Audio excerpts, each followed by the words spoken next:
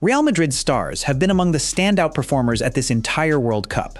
Kylian Mbappe already has 16 World Cup goals at just 27 years old, with ESPN even referring to him as Mr. World Cup.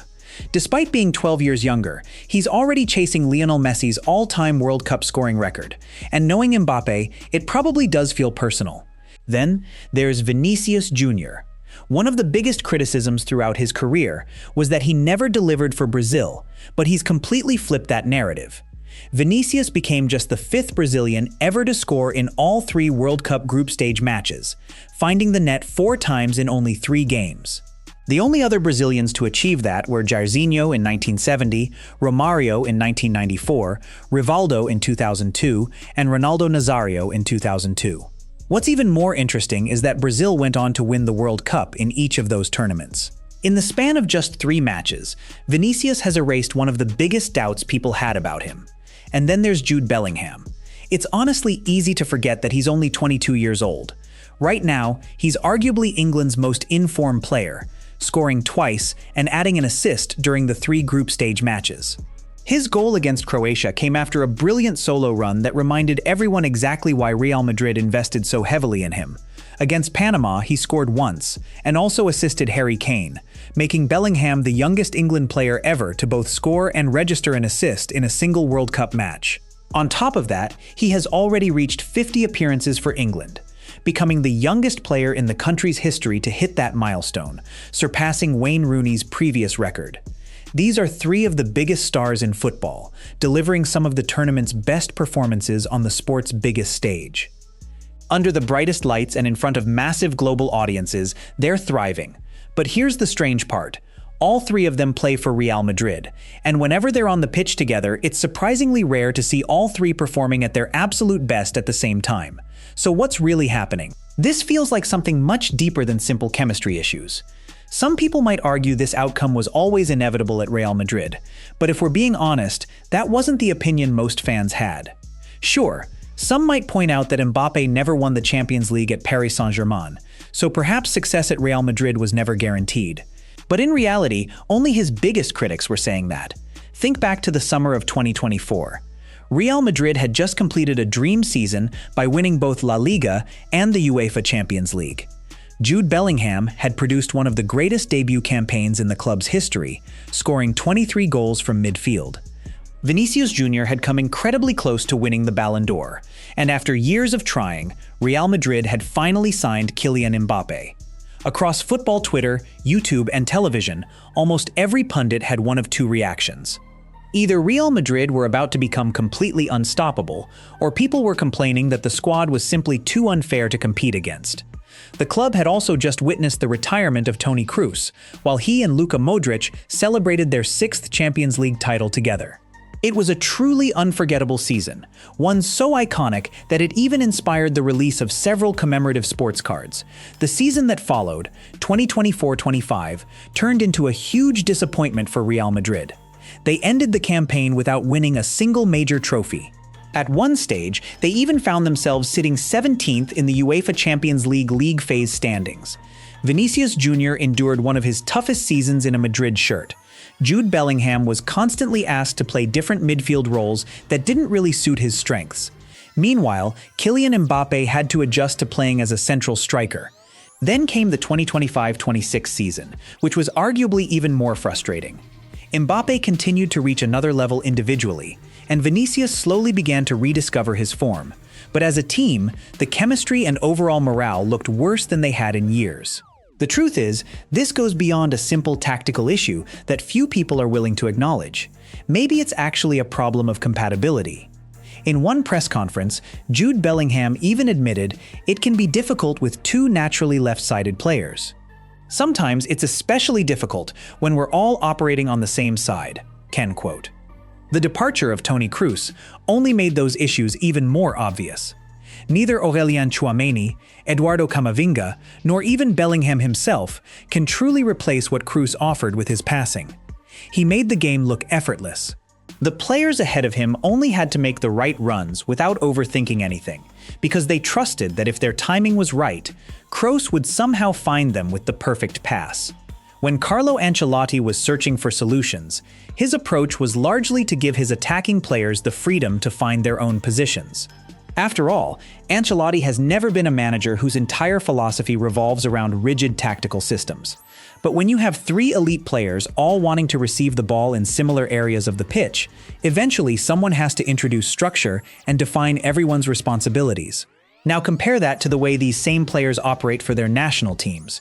With France, Mbappe is usually listed as the center forward. But if you actually watch him play, he doesn't behave like a traditional striker. He constantly drifts toward the left flank, pulling center backs out of position and opening space for Ousmane Dembélé to attack. At other times, those movements simply create extra room for the rest of the attack to exploit. That's essentially how Didier Deschamps has built France's attacking system.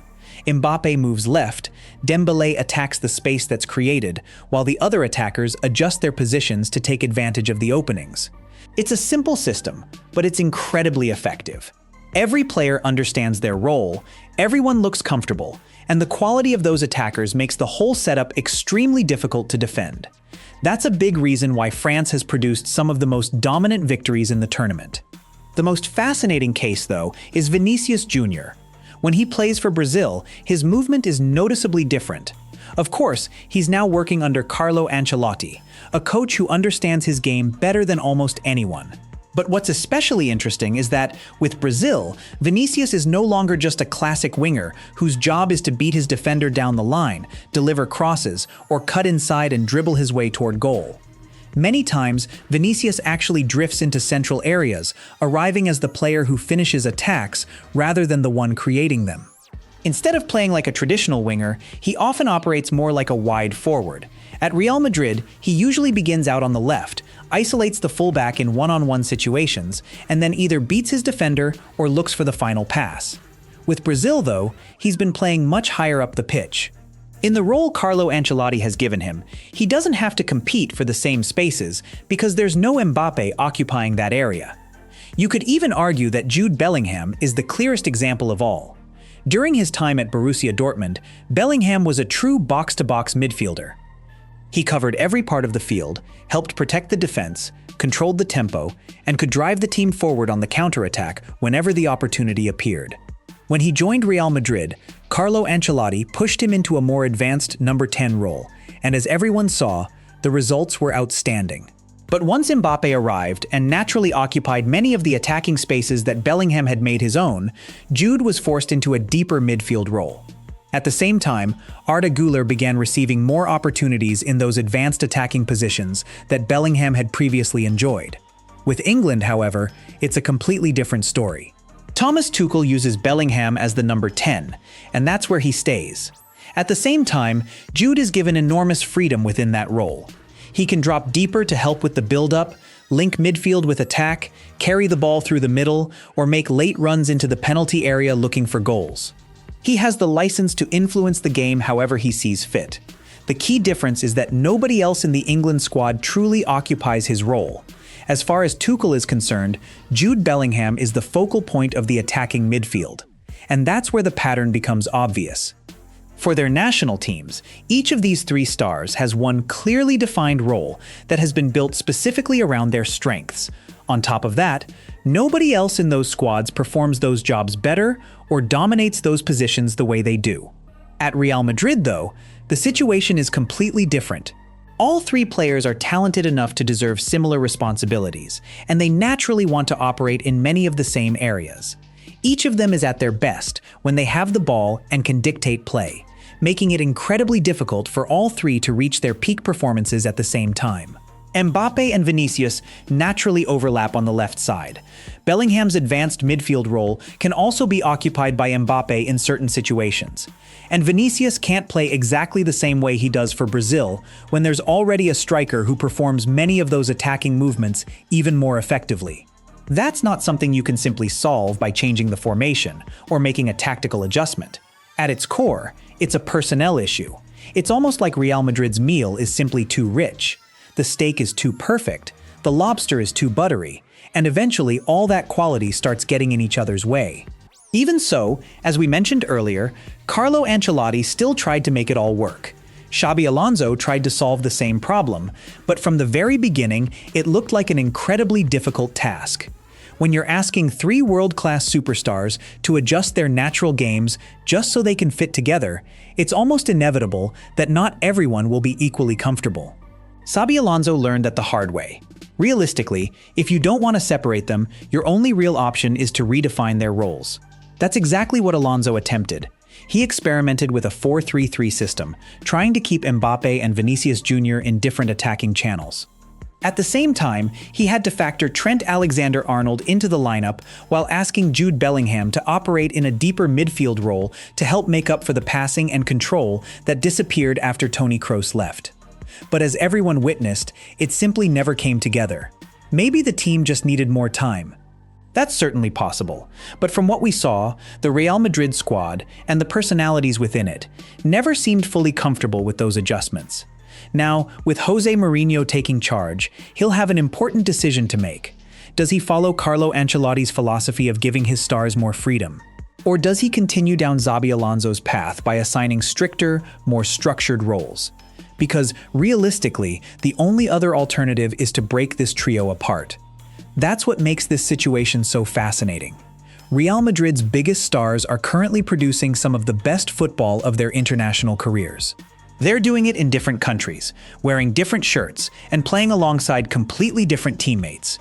Fans have been watching 3 separate highlight reels throughout this tournament, and each one has looked more impressive than almost anything those same players produced together at the Santiago Bernabéu last season. Watching them individually makes one thing obvious. Every one of them is capable of reaching an extraordinary level, but it also reminds you of something else. That version of all 3 players never seems to appear when they're sharing the same pitch for Real Madrid. And once this tournament comes to an end, Mbappe, Vinicius, and Bellingham will all return to Madrid. When they do, the biggest question surrounding the club will still be sitting there exactly as they left it, a puzzle that remains unsolved. How do you get all 3 of them performing at their very best together?